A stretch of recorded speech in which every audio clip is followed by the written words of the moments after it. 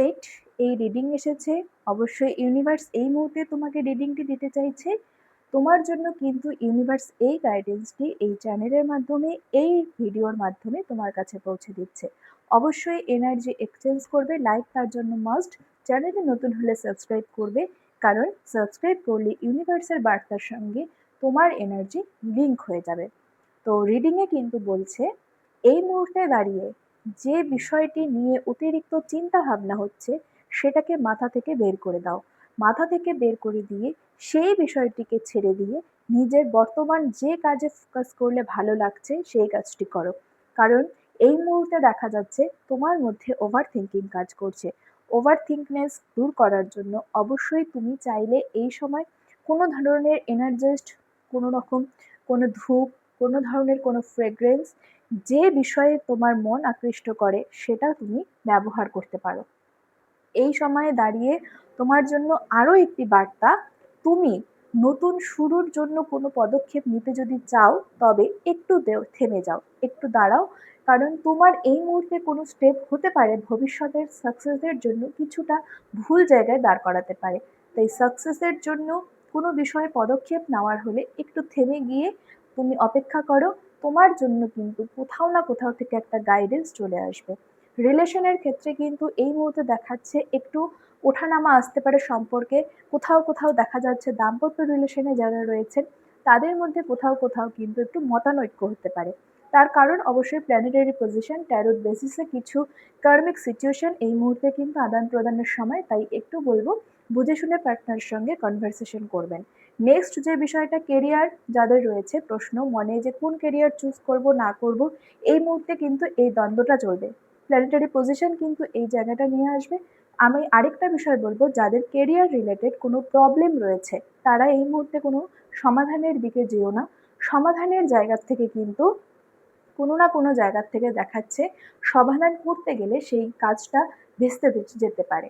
তাই বলবো ওয়েট করো। অবশ্যই এই সপ্তাহে তোমরা তোমাদের যে ড্রেস আপ রয়েছে সেই ড্রেস আপে সাদা কালারটাকে বেশি করে ইউজ করো। সাদা কালারটা ইউজ করলে কি হবে, মাথার যে মেন্টাল প্রেশার সেটা কমে আসবে, প্লাস নিজের মধ্যে একটা শান্তি অনুভব করবে। নিজে শান্তিতে না থাকলে কিন্তু কখনোই কোনো কাজে শান্তি পাওয়া যাবে না। এই বিষয়গুলো ফলো করো। অবশ্যই চ্যানেলে নতুন হলে সাবস্ক্রাইব করে নিও, কারণ এরকম আপডেট আমি আমার চ্যানেলে দিয়ে থাকি। আরেকটা কথা, পার্সোনাল রিডিংয়ের জন্য হোয়াটসঅ্যাপে কন্ট্যাক্ট করবে। WhatsApp number 9749945242। এই নাম্বারে হোয়াটসঅ্যাপ করবে। পার্সোনাল রিডিংয়ের জন্য কিছু পেমেন্ট করতে হয়।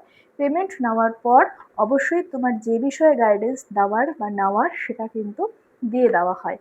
এই মুহূর্তে আরেকটা বিষয় যেটা বলবো, কার্ড রিডের মাধ্যমে যে এনার্জি পিক করা গিয়েছে সেখান থেকে দাঁড়িয়ে কেউ কেউ যদি কোনো ধরনের এরকম কিছু বিষয়ের মধ্য দিয়ে যাচ্ছ যেখানে দাঁড়িয়ে কোনো স্বপ্নে খারাপ কিছু দেখছো বা কোথাও থেকে পড়ে যাচ্ছ, কোনো এমন একটা জায়গায় গিয়ে দাঁড়িয়ে আছো যেখানে তোমার চেনা বা পরিচিত দেখা জায়গা নয়, তোমার সাবকনসিয়াস মাইন্ড এমন জায়গায় নিয়ে যাচ্ছে দুঃস্বপ্নে যে জায়গাটা তুমি চেনো না।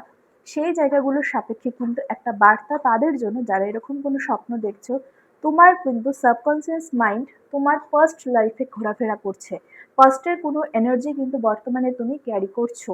সেই ক্যারির ফলে কিন্তু ফার্স্ট এনার্জিটা কিন্তু তোমার স্বপ্নের মাধ্যমে কিন্তু আসে। এটাতে ভয় পাওয়ার কোনো কারণ নেই। অবশ্যই পাস্ট আমরা নিয়ে আসি আমাদের প্রত্যেকটা কাজকর্মের মধ্যে। পাস্ট থেকেই আমাদের প্রেজেন্ট চলছে। তো আমি বলবো এরকম যদি স্বপ্ন দেখো তবে সেক্ষেত্রে তুমি তোমার বালিশের নিচে তুলসী পাতা রেখে ঘুমোতে পারো, এতে কিছুটা রিলিফ হবে।